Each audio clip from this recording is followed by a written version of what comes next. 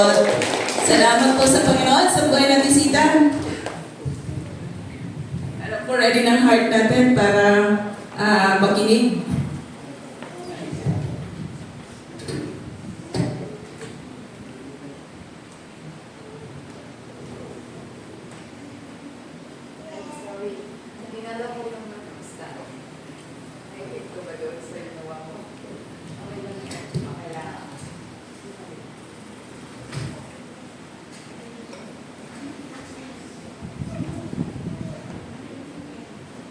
Sige po, tayo po ay manalangin. Bless your name, Jesus. Glorify your name, O God. For you alone are worthy, O Jesus. So Lord, we pray, O God, that you continue to bless us, O God, and open our hearts and minds to Jesus. That we'll listen and learn and obey your word. Thank you, Jesus, that you continue to bless us, O God, and with your Holy Spirit, Lord. Samahan po kami, Panginoon, sa oras nito, O God. Thank you, Lord. We believe that you are in our midst, Jesus. Naranasan namin yun, Panginoon, sa pananambahan, O God, that you are, God, a living God who we worship. That's why, Lord, we continue to lift up your holy name, O God. Salamat, Panginoon, na ikaw nga po ang Diyos na hindi nagbabago noon, ngayon, at magpakailanman, O God. Salamat po, Panginoon, sa iyong salita na patuloy po namin pagpinayanayan, O Diyos. Bless your word, bless your people, O God. In Jesus' mighty name, amen. Amen. Ngayon po ay huling linggo na ba ng buwan? Hindi pa. Huling linggo na. So, last po, ang topic dyan, itong buwan na to ay, sabi po dyan, Basics for Living in Christ. So, sundan po natin ang ating Biblia sa Colossians chapter 1 to 11. Sabi po dyan, Tagalog po babasahin ko. Mas hiyang ako doon sa Tagalog. So, yamang pinuhay kayong muli na kasama ni Kristo, ituon ninyo ang inyong pag-iisip sa mga bagay na nasa langit na kinaroroonan ni Kristo, na nakaupo sa kanan ng Diyos. Ang mga bagay na panlangit ang isaisip ninyo, hindi ang mga bagay na panlupa, sapagkat namatay na kayo at inyong buhay ay nakatago sa Diyos kasama ng Kristo. Si Kristo ang inyong buhay, at kapag siya'y nahayag na, mahayag din kayong kasama niya at makakahati sa kanyang kalwalhatian. Verse 5, Kaya patayin na ninyo ang mga pagnanasang makamundo, ang pakikiapid, karumihan, mahalay na sibuyo ng damdamin, masamang pagnanasa at ang kasakiman na isang uri ng pagsamba sa Diyos-Diyosan. Dahil sa mga ito, tatanggap ng parusa ng Diyos ang mga taong ayaw pasakop sa Kanya. Kayo man ay namuhay din ayon sa mga pagnanasang iyon, nang kayo ay pinagharian pa ng mga ito. Ngunit ngayon, itakwil na ninyo ang lahat ng galit, puot at sama ng loob. Iwasan na ninyo ang panlalait at malaswang pananalita. Verse 9, Huwag kayong magsisinungaling sa isa't isa sapagkat hinubad na ninyo ang dati ninyong pagkatao, pati ang mga gawa nito. Isuot ninyo ang bagong pagkatao na patuloy na nagbabago at nagiging kalarawan ng Diyos na lumikha sa inyo upang lalo ninyo siyang makilala. Last verse, Kaya sa kalagayang ito, wala nang pagkakaiba ang Grego at ang Hudyo, ang tuli at ang ditulit, ang dayuhan at ang hindi sibilisado, ang alipin at ang malaya. Ngunit si Kristo ang pinakamahalaga sa lahat at siya ay nasa inyong lahat. Yan. Naalala ko po yung shinare ni Pastor noon, yung ano po ba ang function ng ating heart, ng ating puso at ng ating isip. So, hayaan po balikan natin ngayon. Kasi yun naman po yun. Now, sabi po dyan, ano nga ba ang function ng ating puso? Naalala po ba natin yun? So, ang function po ng ating puso, siya po yung nagpapump ng blood. It purifies our blood. So, kung hindi po mag-pump yung ating heart, so magkakaroon po ng problema yung ating katawan. So, yun po ang function niya. Ang dugo natin ay dumadalo yan dahil po sa ating puso. Ano po ba? Alam po natin yun? So, kung wala po yun, magkaroon ng problema, pati po katawan natin ay mapiktuhan, lalo na yung ating isip. So, dumadalo din po yung nutrients doon na pumapasok sa ating katawan. So, magitan ng pag-pump ng blood na yun. So, 4 valves po yan. Pag nagkaroon ng problema, pag di pumapalo yung isa, problema po yan. So, sabi po nila, bulag daw po ang pag-ibig. So, nasaan po yung function ng heart? Bakit pumasok ang pag-ibig? Mamaya po malalaman natin yun. Nandun po ba yung function na ang puso ay bulag? Wala, hindi po ba? Wala siyang antay. Sabi nga nila, love is blind for lovers. Eh yun.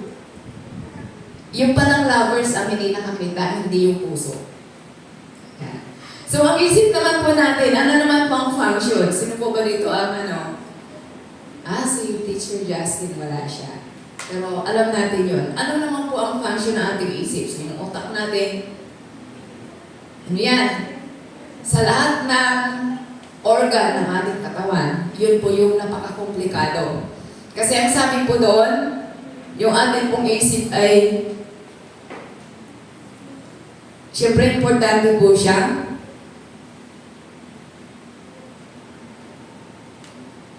The brain is the responsible for physical functions. So kaya gumagalaw tayo, so yes, siya po yun.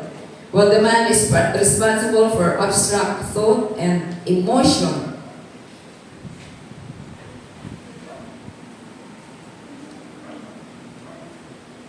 So nandun po yung intelligence, siya po yung nag-i-interpret sa mga senses natin. Kaya yung mga 5 senses natin, gumagalaw yun. Yun po yung isip natin. Siya po ang gumagana doon. So, ano yung movement, yung behavior natin, yung ating pong isipan, yung emosyon natin, yung paano tayo gumagalaw.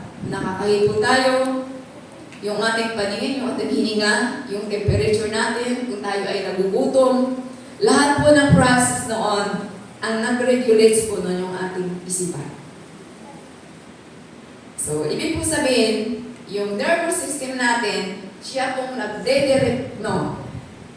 direct your heart's function. So, ito yung utak natin, siya nagdidirect paano magpa-function yung ating heart. Kaya pala sinasabi ng science is all in the mind. Kaya yung mga may problem sa isip, so, ginagamot nila, sinasypo nila yun. Diba? Kaya na lang nila, ma-mindset ka. Di ba? Nabudol-budol tayo. Na-mindset ka nila. Bakit natin pinag-uusapan ito? Kasi sa verse 1 pa lang, anong sabi doon?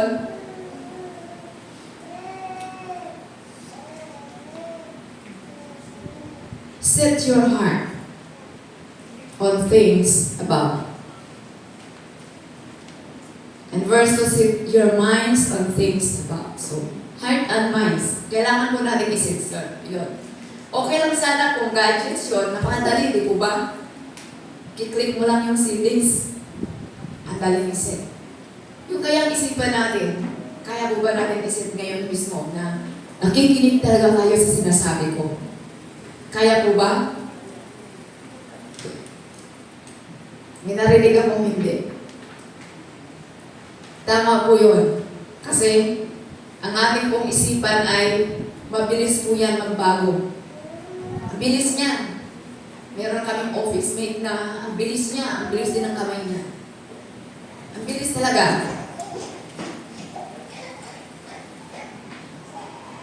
Pati nga po yung puso natin ay, ano po, di po natin kayang kontrolin. Kaya yung sinasabi nila na, mahal ko talaga itong taong to. Hindi po, susunod yan. Iba na naman yung, di ba? Iba na naman ang kikita niya. Kaya ang sabi dito, ang puso natin ay madaya. Sabi po sa Jeremiah 17:9 to 10, the heart is deceitful above all things. Totoo pong madaya. Sino po ba yung Bible character na kilala natin? Last Sunday, naglaro kami. Sino po yun? Nasali ba yun? O hindi ka? Sayang people pala yun. Si Samson. Di ba si Samson? Familiar ba kayo kay Samson? Ang lakas niya, di ba? Pero sino yung kahinaan niya? Si Delilah. Sino si Delilah?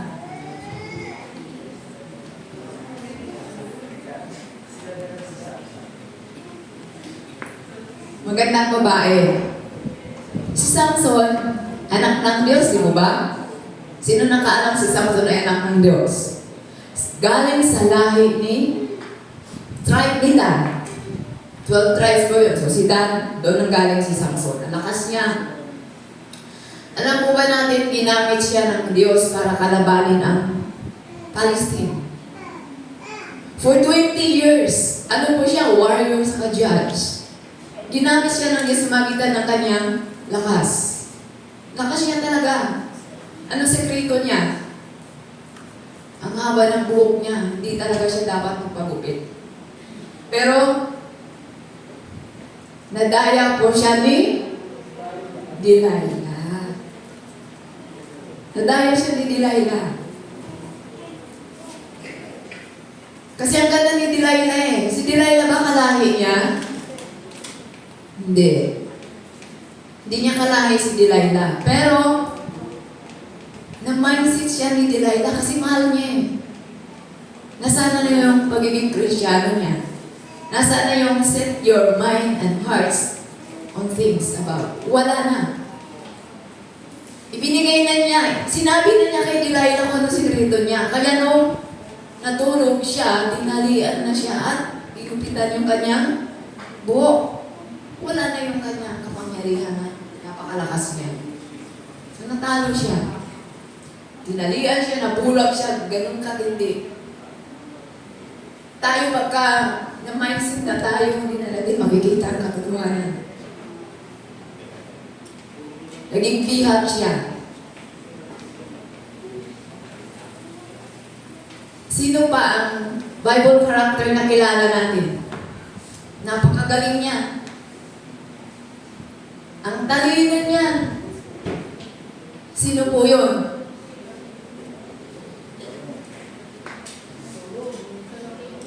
Si Solomon. Hari po siya. Ano po meron sa kanya? Hindi lang katalinuhan, kayamanan pa. Ano pa?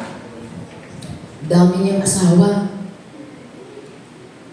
Dami niyang asawa. Ilan ang kanyang asawa? 700 asawa pa lang yan. Ilan yung kanyang babae? 300, 1,000 na. Sino dito may balak na gayahin siya? Subukan mo lang. Kung hindi, magulo ang buhay mo. Subukan mo lang. Ano nangyari kay Hari ni Solomon? Dahil nakipag-asawa siya sa hindi.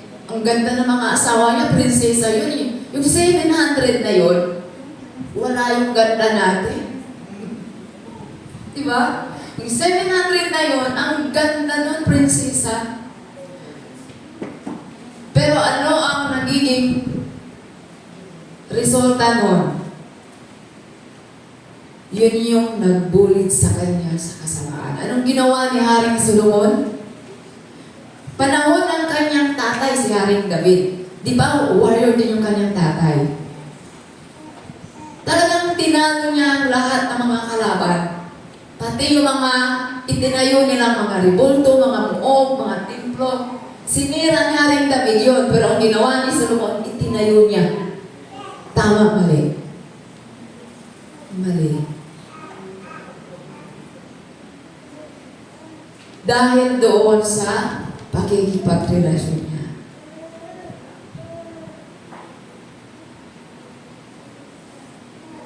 Kaya doon natin makita na madaya talaga ang puso. Tapos yung isipan niya, talagang totoo yung sinasabi sa salita ng Diyos, battleground ng kaaway yung ating isipan. Sino nakakaalam nito mismo ang Diyos lamang? So sabi niya sa verse 5, patayin. Ano ba yun siya, Sita? Patayin daw. Baka mga mamamatay. Hindi po taong papatayin natin dito. Sabi po, kaya't patayin na ninyo ang pagnanasang makamundo. Ano po yung earthly nature na meron? Number 1, sexual immorality. Yun po yung nangyari kay Samson at kay Haring Solomon. Sexual immorality. Ang daming nagagawa nito sa buhay natin kung hindi po tayo mag-ingat. Dahil sabihin natin, ay mahal ko siya eh. Mamamatay ako kapag nawala siya. Hindi nga. Bakit nakapagsalita ka pa ng ganyan kung patay ka na? Nung iniwan ka niya. Di ba? Sexual immorality. Pagka pumasok ito sa buhay natin, kaya makikita natin yung ating pamilya, yung ating kapitbahay, yung ating kakilala. Kung mag-survey ka sa 100, parang family feud lang, no? Ang daming nawasak na tahanan. Kanta na yun. Ang dami talaga nasira na relasyon, nasira ang relasyon mo sa pamilya, higit sa lahat, relasyon mo sa Panginoon. Sexual immorality pa lang yun. Akala natin, ano ba yun? Siya nakaka-basic sa mga oo nga. Napaka-basic nito. Pero kung ano yung basic na yun, it provides strong foundation. Kung walang pundasyon, masisira lahat yun. Kung wala kang pundasyon, masisira lahat yun. Kaya nga, akala natin, yung idolatry na yun, ay pagsamba lang sa imahe. Ito pala. Sabi dito, sexual immorality, impurity, lust, evil desires, pati na yung kasakiman, ay pagsamba pala sa mga Diyos-Diyosan. At doon nagagalit ang Diyos. Kaya yung pinag-usapan natin kanina, ginawa ni Haring Solomon at ni Samson, hindi lang sila ang biktima ng ganong sitwasyon. Marami pa. Hindi ko alam kung sino dito sa atin. Pero nung nag-aral kami sa kasama ko yata sila pastoral, followers of Christ. Teacher namin noon sa prayer si Taga-Breed Life. Hindi lang si Samson at saka si Haring Solomon ang naka-experience ng gano'n. Pati po yung bansang Pilipinas na ang pinaka-kasalanan ng bansa ay idolatry. Marami po yun. Nakapaloob doon. Alam niyo po ba kung ano nangyari sa dagupan noon? Hindi po ba dilindol yun? Maraming natabunan. Doon sa lugar na yon, kinakasal nila ang same sex. At yung teacher namin, kung hindi kumiro sa buhay niya, bago pa mangyari yung lindol doon, nagplano na sila. Alam niyo po ba kung sino pakakasalan niya? Ang ganda niya eh. Pero pakakasalan niya babae. Nung time na yon, niloob ng Diyos na hindi siya nakarating doon. Kasi kung nakarating siya, baka kasama na siya sa natabunan at hindi siya makakilala sa Diyos. Pero bakit natin pinag-uusapan ito ngayon?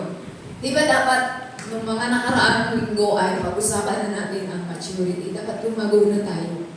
Bakit po? Kasi sinasabi ni Apostol Pablo, sinulatan niya ang lugar ng Colossus para sa mga mananampalataya.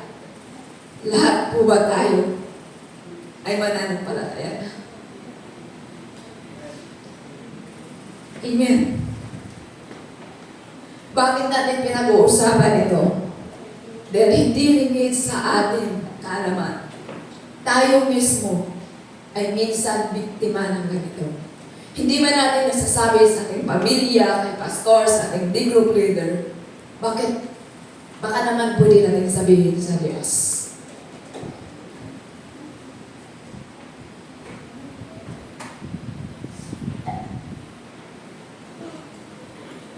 Alam po ba natin na kapag ka naghari na sa buhay natin ang pagsamba ng ganitong yaring, na ganitong uri ng pagsamba, yung sinasamba natin ang lahat ng bagay na higit pa sa Panginoon, ito ay magdulot ng kapahamakan sa atin. No?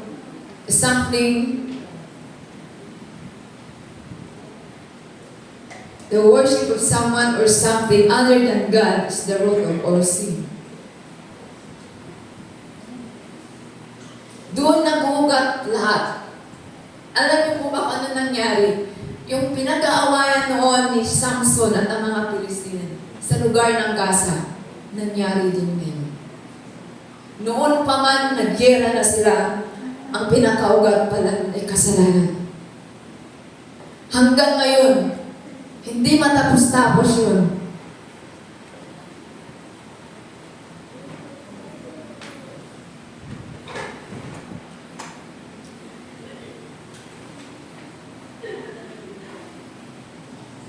Sabi ko sa unang Korinto, 1 Corinthians chapter 6, verse 9 to 10, sabi pa doon, or you do not know that wrongdoings will not inherit the kingdom of God.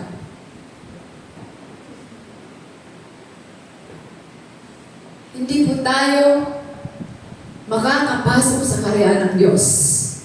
Huwag niyong dayain ang inyong sarili. Ang mga nakikiapit, sumasamba sa Diyos-Diyusan, nangangalunya, nakikipagtalik sa kapwa lalaki o kapwa babae, nagnanakaw, sakim, naglalasing, nanlalait ng kapwa o ng daraya ay walang bahagi sa kaharian ng Diyos.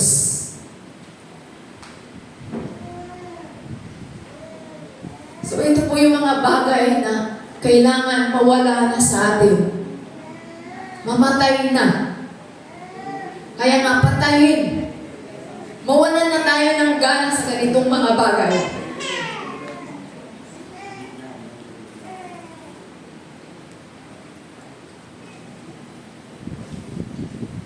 Nung tinanggap natin ang Panginoong Hesus at nabautismuhan tayo, di po ba? Ang ibig sabihin po doon ay tayo ay pagka nilublog tayo, tayo namatay na sa dati nating pagkatao. Kung hindi natin pinahalagahan yung ating baptism, sayang naman. Ito yung sinabi ni Pastor ng karaan na tinuli tayo. Hindi literal na tutuliin. So, bautismuhan ka, binaon ka doon at iahon ka muli. Yun yung nabuhay ka muli. Bagong pagkatao na. Kung hindi natin naintindihan yun, hindi natin maranasan yung pinangako ng Diyos. Kasi ang Colossus ay sinulat po ito para malaman natin, tuklasin natin kung paano po iset ang ating isipan para po ma-enjoy natin yung plano ng Diyos. The true joy of the Father wants us to be. Hindi natin maranasan yun. Yung hinanda ng Diyos sa atin pagdating ng araw na magkaroon na ng kaganapan. Kung lumalakad tayo, sinasabi natin, Kristiyano na ako, pero ang nangyari, lumakad tayo. Kasama mo naman ang Diyos eh. Kasama mo nga ang Diyos. Pero sinong nauna? Di ba tayo? Di ba ikaw? Nasaan ngayon si Lord? Itinago mo siya. Pero ang sabi dito, dapat si Lord ay nauna. Dapat na-cover ka ni Lord. Na-cover work ka ng Panginoon. Sabi po sa verse 3, "For you died, and your life is now hidden with Christ in God." So kung tayo ay anak ng Diyos, nakatago tayo. Hindi yung ating sarili ang makikita. Hindi yung ating kakayanan. Hindi yung ating kagalingan. Kundi ang Diyos ay siyang makikita. Kasi pag nangyaring ikaw pa rin yun, hindi tayo mananagumpay na Kristiyano. Di po ba? Kaya magtataka tayo, bakit sige na to popular siya. Kristiyano na siya, ang dami-dami na niyang pinagaling. Dahil minsan, yung sinasabi ni Apostle Pablo, "For I am crucified with Christ." Minsan, no? Minsan nasasabi natin yun dahil, lalo na pagka grace encounter, ang sarap talaga. Di ba ba? Sino nakaranas ng grace encounter? Kunti lang tumaas. Ibig sabihin, magkakaroon pa ng grace encounter. Di ba ba? Pag naranasan mo yun, para ayaw mo nang ibaba yung kamay mo. Parang kanina lang, nung tayo ay sumamba sa Diyos. Parang ayaw mo nang ibaba ang kamay mo. Kasi nandun yung kagalakan mo, nandun yung ibinigay mo na sa Panginoon lahat. Nung hindi ka na nawiwili sa mga bagay na akala mo ay mahalaga. Kapag ginawa natin yun, hindi na tayo matakot, kagaya ng ginawa ni Apostol Pablo.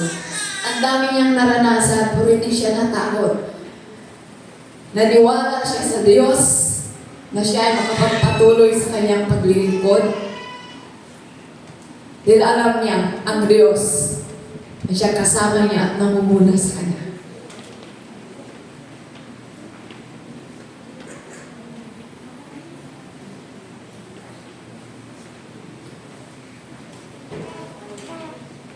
Next po, di ba, number 1 po, to death. The next po, iwasan. Ano pa po ang iwasan natin? Sa verse 8 po, itanggalan ninyo ang lahat ng galit, puot, at sama ng loob. Iwasan na ninyo ang panlalait at malaswang pananalita. So lahat po tayo prone dito. Akala natin yung isip lang, pati pala yung ating labi. Diba maigi pa nga yung malaking barko, kayang-kayang kontrolin ng piloto. Yung dila natin napakaliit, pero nahirapan tayong mag-control nito. Dahil yung ating isipan ay hindi pa. Sabi ko pa nga nung nakaraan, habang nagpipray si Pastor, siguro, Pastor, hindi pa nabautismuhan yun. Mabaga dito ko naisip, hindi pa pala natin nasit yung ating isipan. So mindset po yun. Kung hindi natin hayaan, ibigay natin sa Panginoon yun,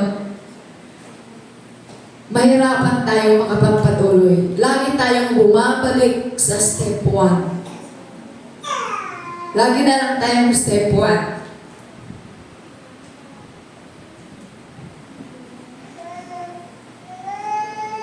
So, iwasan po natin yun. Kung meron tayong marinig na makapagsalita na hindi maganda, siguro naman meron tayong karapatan dahil Kristiyano na tayo. Sabi natin kanina, Amen. Kristiyano tayo lahat. Pwede po natin i-rebuke yun. Tama po ba? Pagsabihan. Pero huwag mo naman siyang sabihan na you are very Satan. May narinig akong Christian dati, talagang galit na galit siya sa amin, i-rebuke niya kami, you are very Satan! Sabi niya gano'n. Hindi po, yung kanya pong ginawa ang ating i-rebuke. Amen po ba, mga anak ng Diyos? Yung kanyang ginawa, yun po yung i-rebuke natin. Rebuke. Not to condemn. Hindi yung nagkasala siya. Nandun na nga siya sa kumunoy, nilublog mo pa. Sana tinulungan mo naman. Amen po ba? So number 3 po, Do not lie. So nabanggit ko kanina yung dila. Kanina malaswang pananalita, ngayon pagsisinungaling. So kung lahat na yun sa dami ng pinag-uusapan natin, hindi kaya-aya sa harapan ng Diyos, kung magagawa mo yun sa isang araw, naku, matatabunan ka na. Hindi mo na mabilang yun.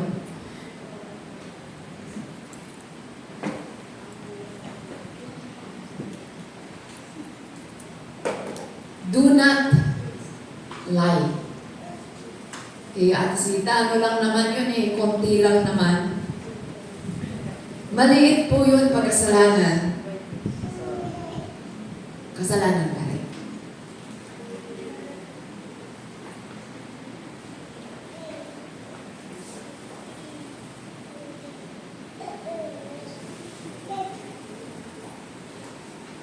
Ang sabi po sa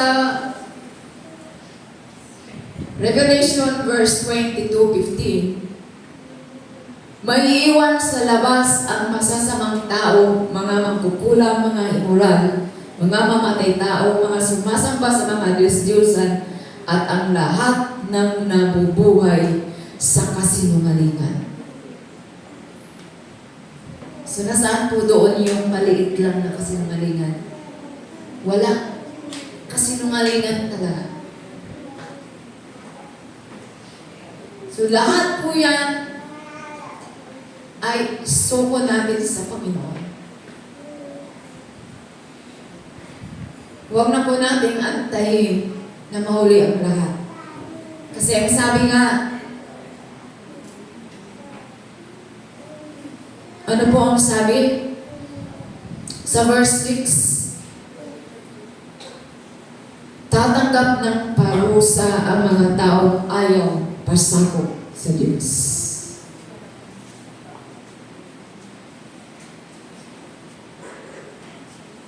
Paano naman natin gagawin ito? Paano naman natin i-set yung ating isipan?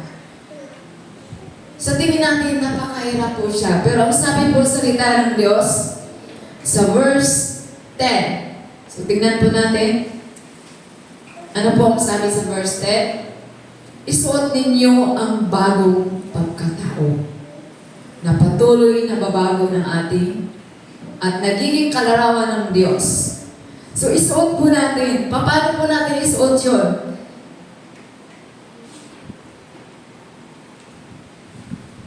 So hindi lang sa verse dito natin makikita. Reverse naman natin yung 2 Corinthians 5:17. Ano po ang sabi? If anyone be in Christ, he is a new creation.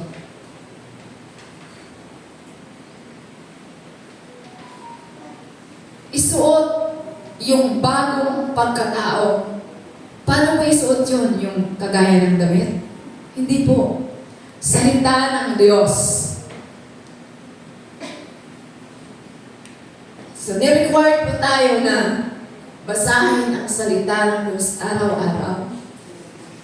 Kung papansin po natin, bumabalik po tayo sa basic dahil yun po ang nararapat. Kasi pag nakalimutan po natin yun, hindi talaga tayo lalago. Salita ng Diyos. Nagre-remind sa atin. Bakit po? Ano ba ang sabi sa John 8:32? And you shall know the truth, and the truth shall set. Amen. Ang katotohanan na siya magpapalaya sa atin. Isuot po natin. Put on the new self. Focusing our minds on Christ and His salvation will protect us from unworthy thoughts. Mag-focus lang po tayo yung ating isipan sa Panginoon, yung Kristo. Ayun po ay magiging protection sa atin sa lahat po ng mga hindi kaya-ayang pag-iisip.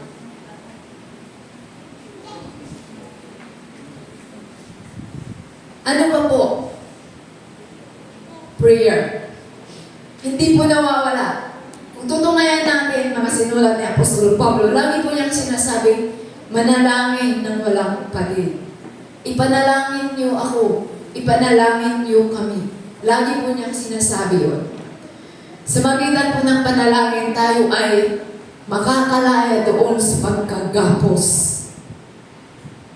At alalahanin po natin, nung tayo ay tumanggap sa Panginoon, nandun yung ating first love. So hold on your first love unto God. So yung ating first love, pag nawala yun, iba na yung iniibig mo. Malalaman mo yun kapag iba nang iniibig mo, wala ka ng ganang manalangin, wala ka ng ganang magbasa ng salita ng Diyos, wala ka ng ganang sumamba. At kapag nakarinig ka na ng pagsaway sa'yo, nagagalit ka na. Di po ba? Kapag kinaligtaan natin yon,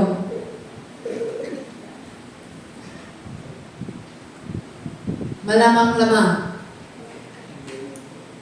hindi tayo makapasok doon sa pangako ng Diyos.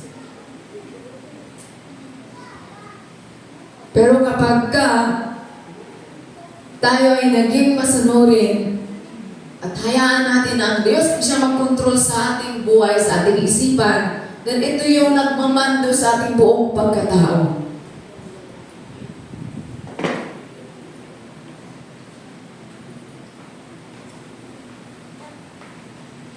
Ang sabi po, may advice po si Apostol Juan doon sa nawiwili dito sa mundong ito, di ba? Marami kasi tayong kinawiwilihan. Nahuhumaling sa ganitong bagay, no, akala natin, kunti lang naman yun. Pero ayaw ng Diyos ng ganon. Pero ang katotohanan, hindi naman talaga tayo taga rito. Our eternal home is in heaven. So lahat ng meron tayo, ano ba meron tayo, akala natin atin to. Hiram lang po ito lahat. Gadgets, damit, mamahalin, sasakyan na mamahalin, magagandang mansyon. Lahat po yan ay pansamantala lamang. Kaya ang sabi ni Apostol 1 John 14 verse 1 to 13, kung babasahin natin yan, basahin natin yan pag nasa bahay na tayo. Sabi po doon, our eternal home is real, where we will reside in real physical bodies. Ito katawan natin, mabubulok ito, kahit gaano pa natin ito pinaganda at iningatan. So, kung magkaroon lang tayo ng eternal bodies, it will experience everlasting joy. So, yung mga naranasan natin na hirap, wala po yun. Pansamantala lang din po yun. Yung hinahangad natin dito, wala po yun. Ang plano ng Diyos sa atin ay everlasting joy. Makamtan po natin yan. Ngayon, kung meron pa man talagang hindi natin na isuko sa Panginoon, sa oras na ito, mananatili pa ba tayo sa ganong sitwasyon? Bakit hindi natin isuko yan sa Panginoon sa oras na ito? Mananatili ba tayo sa ganon? Alalahanan natin na ang Diyos ay may pangako. Sa verse 4, ang sabi po niya, si Kristo ang inyong buhay. At kapag siya'y nahayag na, mahahayag din kayo kasama niya at makakahati sa kanyang kalahatian. So yun po yung plano ng Diyos. Ma-experience natin yung pangako ng Diyos kung panghahawakan natin yun. Yung isipan natin ay ipagkatiwala natin sa Kanya. Kaya sabi sa verse 22, Revelation 22, for then blessed are those who do His commandments, that they may have the right to the tree of life and may enter through the gates into the city.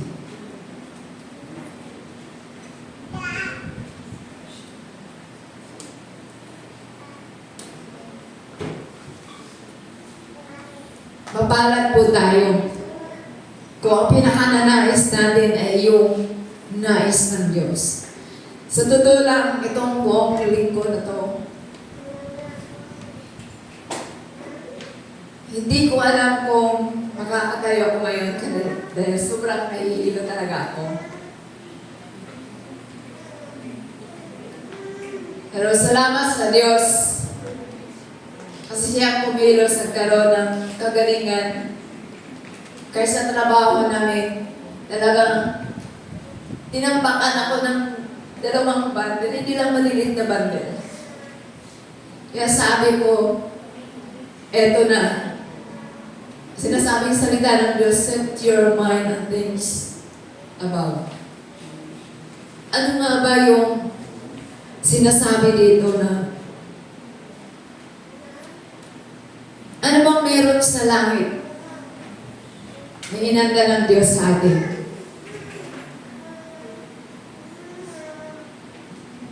Ito naging inspirasyon ko buong linggo. Kasi iba talaga yung pakiramdam ko.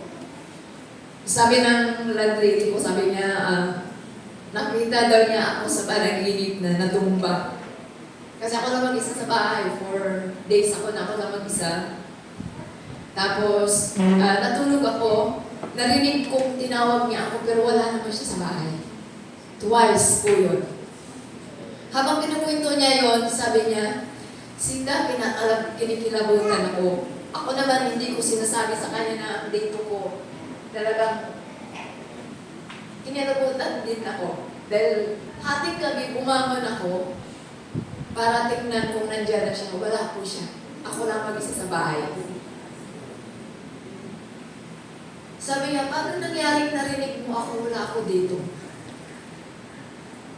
Hindi ko pinikwento sa kanya na naka-experience ako ng pagkahilo, tapos palipat-lipat yung kirot na ramdaman ko sa katawan ko. Pero ang salita ng Diyos, na siya naging inspiration ko. Kaya sabi nga po dito, ano po ba yung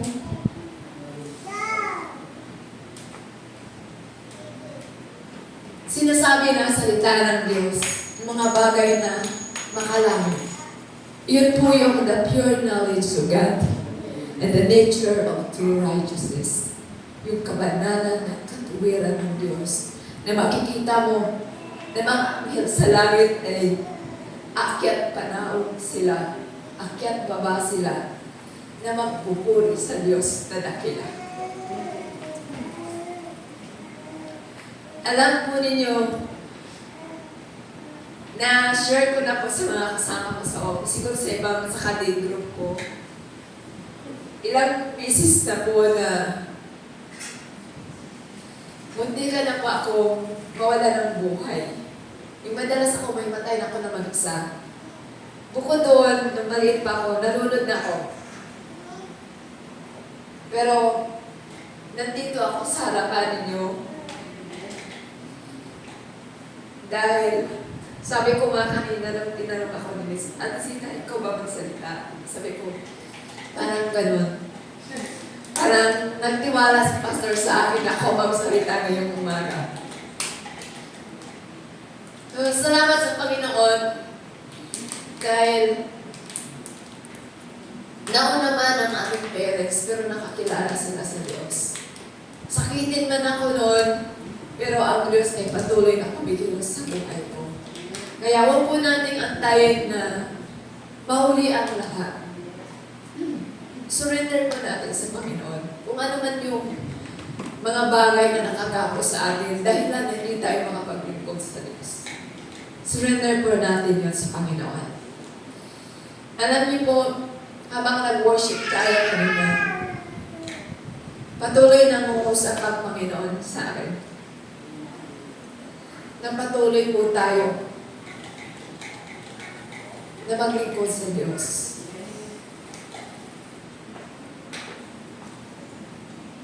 Isang paalala sa atin ang nangyari sa Israel. Antayin pa ba natin mangyari sa atin? Napanood ko na binubunggo ng China Coast Guard ang sasakyan ng mga Pilipino doon sa Crystal Beach.